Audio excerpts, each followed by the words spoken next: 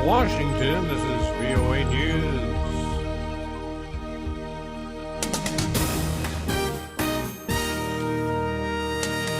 International climate change agreement reached. Turkish police crack down on media outlets. I'm Ray Kouguell reporting from Washington. United Nations Chief Ban Ki-moon says that a global climate change agreement reached in Peru Sunday sets the stage for a universal and meaningful deal next year, even as environmental groups attacked the pact worked out in Lima as weak. The Lima agreement was adopted hours after earlier drafts were rejected by developing countries who accused wealthy nations of shirking their responsibilities to fight global warming and pay for its impacts. The UN Secretary General praised the outcome of the Peru conference while urging countries around the world to engage in substantive negotiations ahead of another climate change meeting in Paris in late 2015. Authorities in the Democratic Republic of Congo say at least 129 people are dead after a boat capsized on a remote lake in the country's southeast. The transport minister for Congo's Katanga province announced the increased death toll on Sunday, saying a number of women and children were among the victims. There are 232 known survivors. Officials say strong winds and overloading might have been factors in the sinking. It occurred last Thursday night in northern Katanga province while carrying passengers between Katanga and South Kivu province. Officials in Egypt say a fishing boat collided with a Panama-flagged container ship in the Gulf of Suez. 11 fishermen were killed.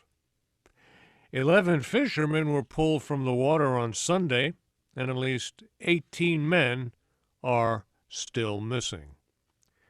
This is VOA News. The top U.S. and Russian diplomats are meeting in Rome in a new bid to ease tensions in Ukraine, but the latest talks are complicated by U.S. legislation calling for military aid to be sent to Kiev forces fighting pro-Russian separatists in eastern Ukraine. A tentative new ceasefire has been in place since last week in eastern Ukraine, and the fighting is greatly reduced. The U.S. Congress gave its final approval for a massive $1.1 trillion government spending plan for most of 2015 that ends a threat that the federal government could shut down again if the legislation was not passed. The measure got through late Saturday. Here's Senator Patrick Leahy. On the motion to concur in the House amendment to the Senate amendment to H.R. 83, the yeas are 56, the nays are 40. The motion to concur is passed. The bill now heads to the White House. That's where President Obama says he'll sign it into law. Mr. Obama says the funding bill includes provisions he does not like, but that there are other parts that ensure progress would continue on such issues as health care, climate change, and job growth. Turkish police raided some of the country's largest media companies and detained at least 24 journalists and former senior police officers. The detentions are part of an operation against followers of a Turkish Islamic cleric living in the United States. The crackdown was ordered by President Recep Tayyip Erdogan. Dorian Jones reports. Hundreds of people chanted the media will not be silenced as police raided Zaman newspaper in Istanbul.